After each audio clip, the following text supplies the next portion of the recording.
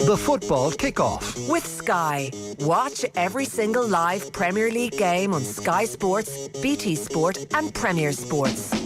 All right, you're very welcome along to this week's episode of the Football Kick-Off with Sky. All the football you love in one place across Sky Sports, BT Sport and Premier Sports. Make sure you subscribe to our YouTube channel, youtube.com/off the ball, and then anytime we go live, you can turn your notifications on and just click one button. I'm delighted to say we've got Clive Allen with us. Clive, good morning to you. How are you?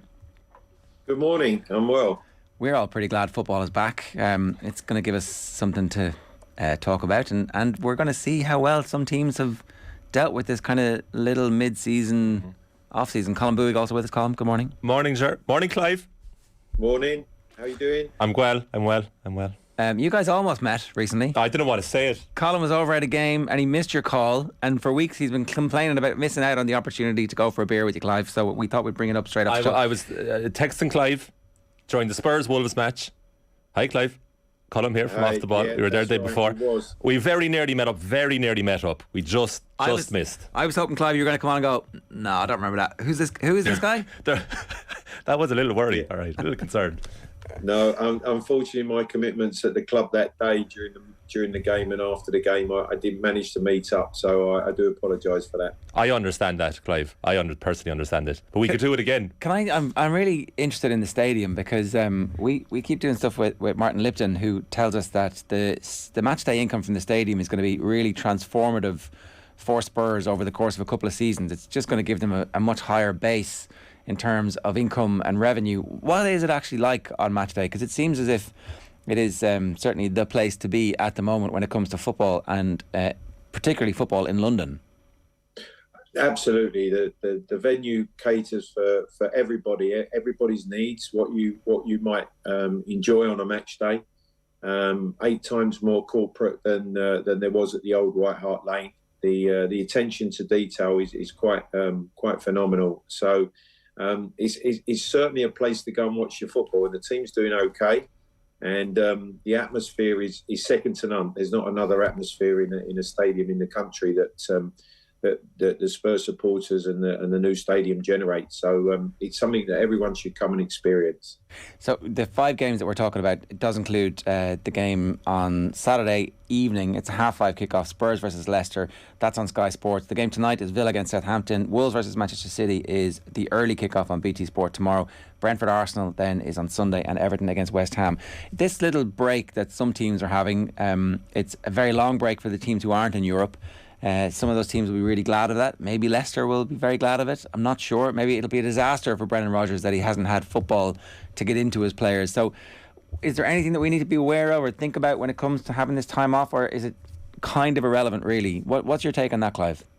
No, I think teams can use it to benefit. Certainly, it's sort of been a fast and furious start to the season. If you've been in bad form, it's just a time to take a breath, just to refocus. And certainly, I think Brendan will have had a chance to work with his players, more time on the training field.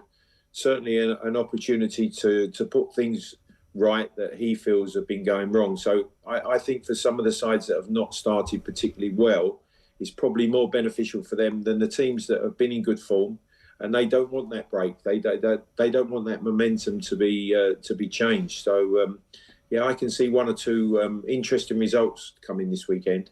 Okay, what do you think happened to Spurs in the last 3 minutes of the Champions League game during the week, and what kind of impact do you think that's going to have on the game against Leicester? It's going to be interesting the way they react. I think things have gone well. They've not played particularly well, as we've said before, but they've got results. On this occasion, they switched off for the last 5 minutes. It wasn't the best performance, but they certainly were in control of the game, or I felt they were. And then they paid the price right at the end of the game. And it's a defeat. And when you are beaten, it just puts a different complexion on everything. So they will have analysed it. They will have looked at the reasons why they conceded those goals. But they've got to get back to winning ways. It's a fabulous opportunity. A Leicester side that are really lacking in confidence, and they're playing at home. And they will want to pick up from where they've left off in terms of the results that they've been gaining. Clive, why is it that Dejan Kulusevski's missing out and not Son? I think it's a fascinating one. I think that Conte has stuck by Son. Son's not been the player that we've known for the last 3 years. He's been, I think, just struggling a little bit, maybe from confidence in respect of the competition. Kulusevski, when he's come on, has been brilliant in terms of impact, the way that he's affected the team. It's a lovely option to have for Conte, and obviously there's those 3 places. The way the team's playing, those 3 places with 4 options. Richarlison's taken his chance well. He's been dynamic. He's added something to the front line. So at the moment he's sticking by Son, but I just wonder how long that will continue. Would you drop Son? Not at the moment. No, I think he desperately needs a goal for his confidence, and I think the ideal opportunity would be the game against Leicester. So no, I wouldn't drop Son at the moment. No, because if you're Conte, you've got to think about the whole season. You know, you've got to play him into form. Kulusevski's still establishing himself at the club, and so therefore it's easy enough to have a conversation here. Listen, I'm just going to take you out of the team for a while, but you're going to have a real impact for me in those last 20-25 minutes. Empty the tank every time. I think he's a bit of an easy target. Half of me thinks that is Conte not rewarding Son for finishing joint Golden Boot last season with Mo Salah, but thinking, well, you did all that work for me just a few months ago, so I'll leave you in for another while. But I don't think Kulusevski's done anything wrong. I think he's the biggest threat at times in the front 3. I understand Richarlison coming into the team because he's been very impressive in the impact he made off the bench. I understand him starting. Kane is a no-brainer, but geez, for me, I'd have Kulusevski ahead of Son at the moment. Yeah, I agree with that, but I think what Kulusevski's done is shown exactly what the manager wants. That when he does come off the bench, he impacts the team. He's made a difference in games, which is vitally important. That's exactly, I think, what Conte wanted in various positions throughout the team. So he's doing what's asked by the manager. The manager is sticking by Son. There's no doubt about that. He knows what he's capable of, and I think that's something that we've seen with Conte, the way he's assessed the team towards the end of last season, the additions he's made through the summer, and he's established a squad now and a vibrant squad where there's real competition for places. As you say, it will be really interesting to see what the response is like from the team in terms of the psychology of how they go about this game, but also from the manager. Does he make any changes? Like, we're obviously very interested to see if Matt Doherty can get a game, and when Doherty was playing, he was brilliant under Conte, and then he got injured and he's lost his place. So I'm not saying it's the right wing-back's fault that they lost 2-0 in stoppage time during the week, but I wouldn't be terribly surprised if there was some changes to the rest of the team. No, I think you're right. I think that Antonio Conte's hinted at that as well. He said in his press before the Champions League games that it is going to get to a stage where he's going to have to rotate the squad, and I think that might well happen. He might freshen it up. There's been a defeat. There's an opportunity for him to say to one or two that wasn't good enough, and the chance now he's giving to other people, and he has that luxury with that strength in the squad. So yeah, it might well be a time where he'll freshen it up a bit, and he'll just start to make 1 or 2 changes. And I think by him saying that before the Champions League game, that was exactly what his intention will be moving forward. Go on. Well, yeah, if I was a Spurs fan, I'd just be so excited because we're talking about either Son or Kulusevski, and even Yves Bissouma, Clive, who isn't getting a game at the moment, signed for big fanfare from Brighton, was absolutely outstanding for them last season, and everybody thought Højbjerg was the one who was going to miss out, but it seems that he's actually risen to the challenge set by Conte. You're under pressure here, we signed the guy in your position, but I think Højbjerg's been outstanding so far this season for Spurs. No, I agree. I think that Højbjerg's been superb. He's risen to that challenge. He knew there was competition. Bassoum was added. It's a natural reaction. Any player knows, especially at the start of the season, you come back into a dressing room and you're looking around the additions that's been made, and you're just thinking, he's going to threaten my place, or he's going to make a difference there, and that's exactly what's happened. So Højbjerg has been a real plus. What about the Leicester situation? It's hard to know if all of the managers who have jobs at the moment would still have jobs if there's been a couple of defeats over the last week or so. So a lot of pressure on Brendan Rodgers. You feel like getting rid of Brendan Rodgers is a bad decision from Leicester's point of view, but also sometimes these managers reach the end of a curve and don't seem to be able to arrest the slide. So they need a massive performance here, and in fairness to them, they have risen to games where they've been behind or they've been expected not to win. over the last period of time. But what do you expect from him after having had the 10 days to work with his team? I would expect a response, I think, and a reaction to the way they've been playing. I think it's been evident that the purse strings have been pulled in at Leicester. They haven't been able to add. They've sold players, but Brendan's one who works with his players, will be demanding of his players. He knows what they're capable of. They shouldn't be at the bottom of the league. They've just got the 1 point. They haven't won a game. So that's alarming at the start of the season, and they've put themselves in a very difficult position. But they go to Spurs, I think. Spurs, who obviously have now lost the game, obviously not a Premier League game, but they've now lost the game. They've tasted defeat, and Brendan will be emphasising that it's an opportunity to get something. If it's a point, it will be a fantastic point. If they come and were to beat Spurs, everybody would then be looking at Spurs and analysing them. So I don't think he's got anything to lose at this moment in time, and I don't think he's going anywhere. Leicester, I think to change their manager at this point would be it would be a bizarre change for me. Do you think so? Yeah, I'm surprised because they're only one of two teams without a win, just themselves and Everton, bottom of the league.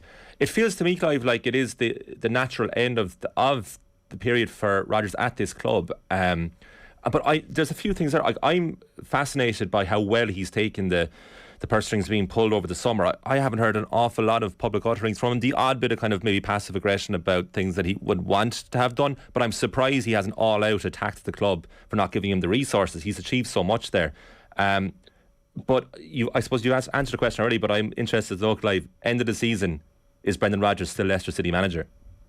I think we certainly have to wait and see. I think if Leicester's form doesn't improve and their position doesn't improve, then I think there's an inevitable conclusion to what happens come the end of the season. But at this moment in time, I can't see a replacement that's going to make a massive difference to impact the football club. I think that Brendan knows that club now. He's been there obviously for a period of time. He's been successful there, winning the FA Cup.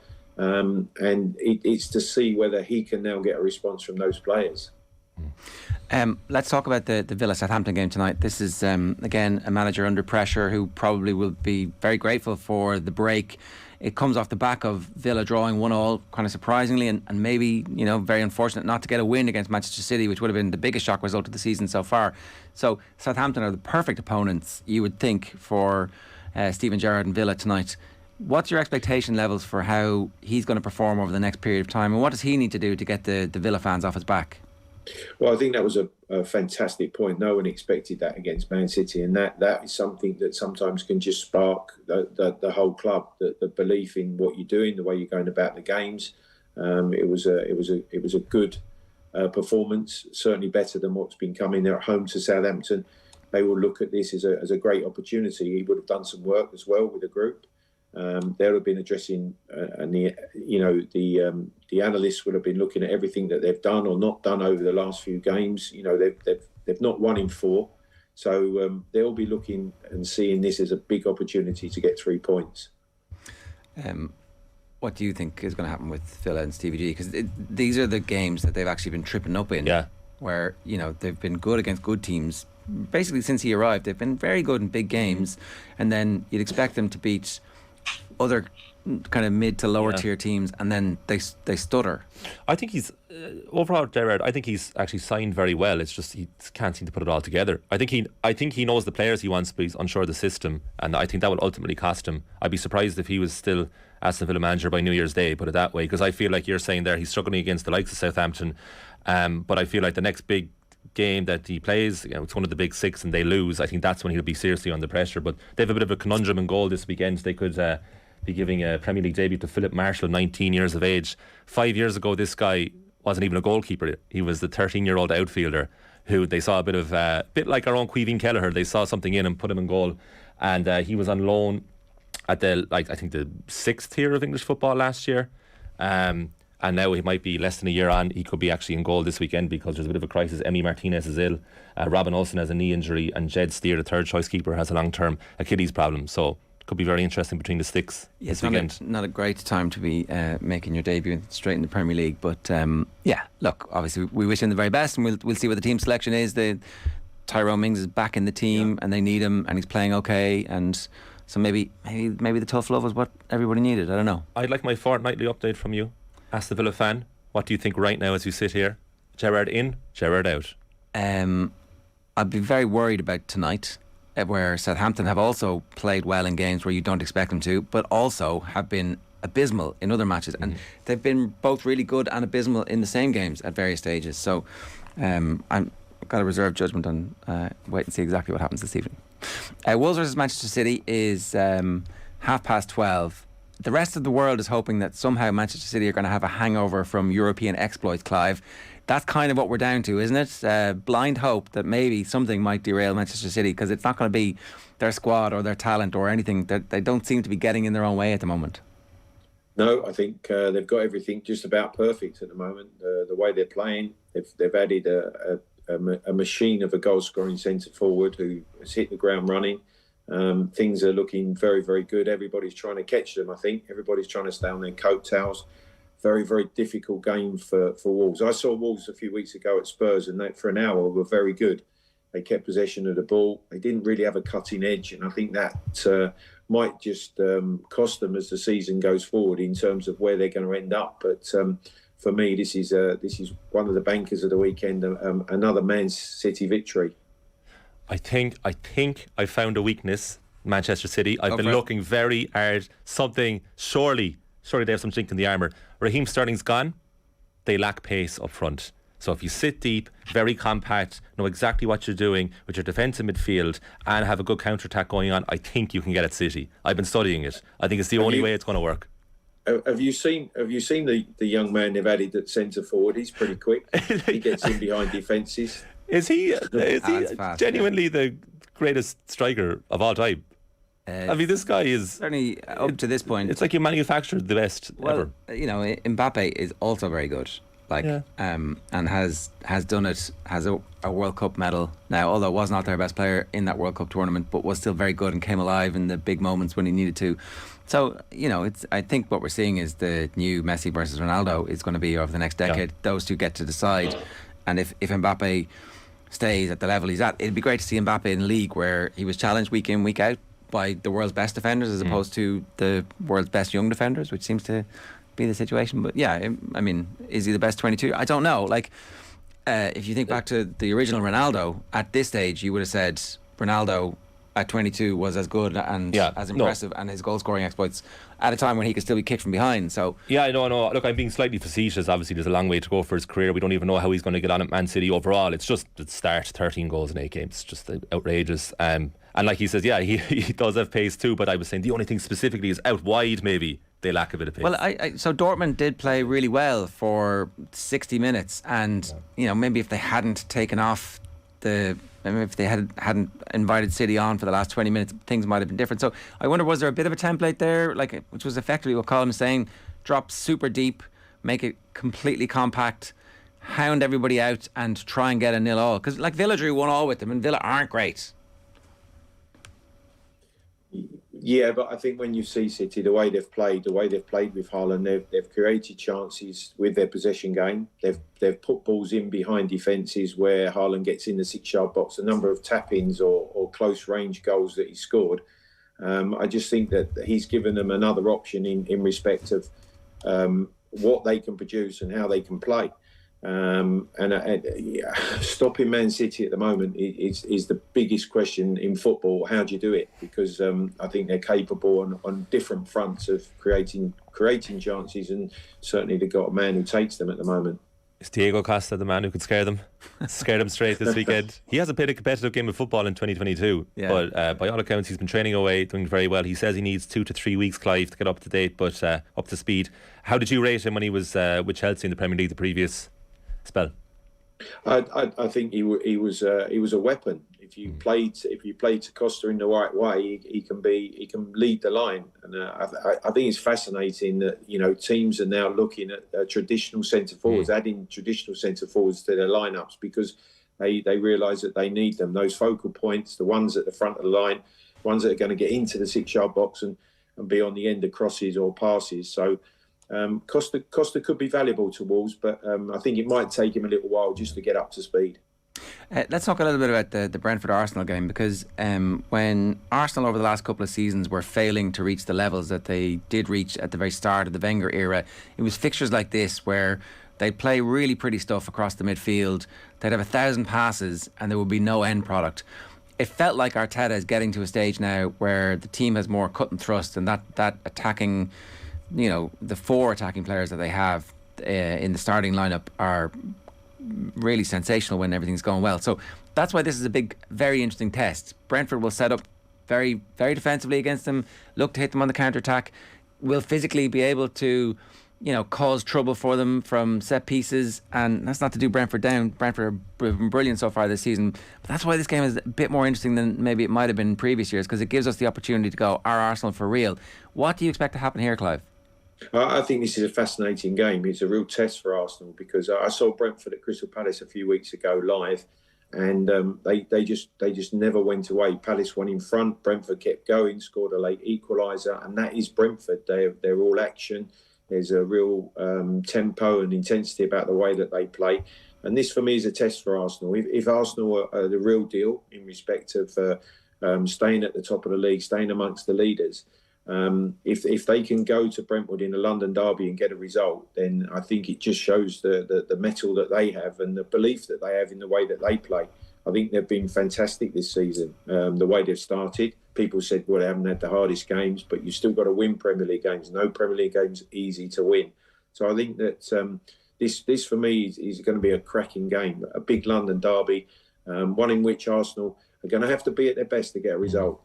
Yeah, geez, they've come a long way since this corresponding fixture last season, which was the first game of the season. Remember that Friday night football? Brentford won 2-0. Arsenal were completely overwhelmed. Now, they did have a COVID hit in the squad. Aubameyang and Lacazette were affected that night, no longer with the club. Clive, we're over a year on. What is it that Mikel Arteta has improved for you? What's the main factor, the reasoning that Arsenal are so much better than they were last season? I think there's a real belief in the way that they're playing. There's a confidence about the football they play will create chances, and they have a confidence. And Jesus has been a fantastic addition. Zinchenko, again, you've added players that know how to win or know what it takes to win. And I think that's been instilled within the group. The group have grown.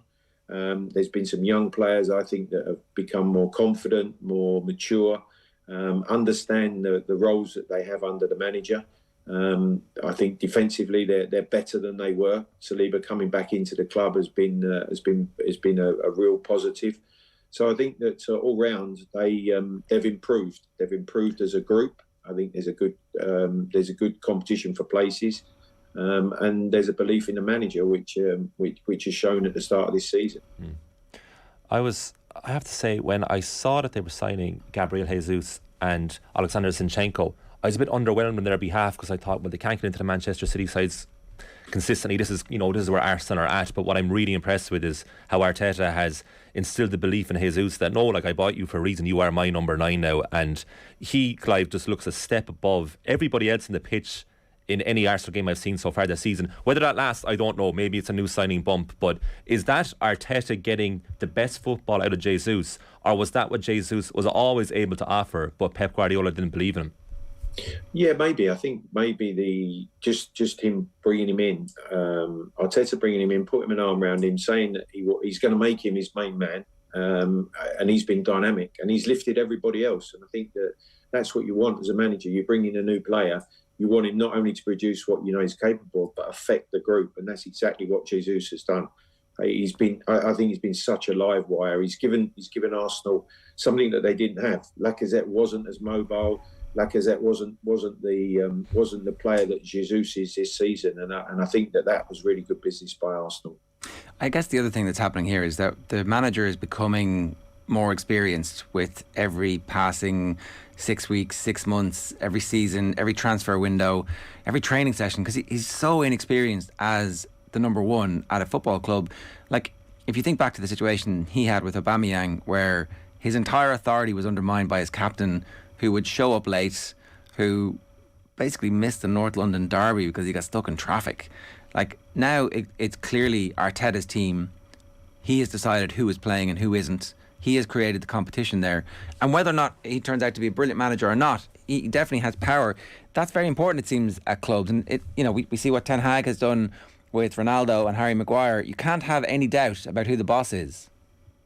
No, that's right, and I think that was a real big moment for Arteta with the Aubameyang situation, letting him go, making his mark as a manager, as a number one, having to make those big decisions. That was a big decision he got right. There's no doubt about that, and he's grown from that, and the team has as well. The team's responded in the right way, and that decision was a massive one, and it's worked well for him and the club.